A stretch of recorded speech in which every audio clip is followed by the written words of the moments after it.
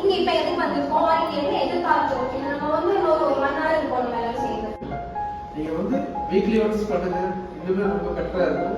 இதனால ரொம்ப பேர் பார்க்கணும் வந்து உங்களுக்கும் அது நல்ல ஒரு ஃபீட்பேக். எங்க ஃபேமிலியில இந்த மாதிரி ஃபேஸ் பண்ணதே இல்லை. So I very detached. எதுவும் தெரியல.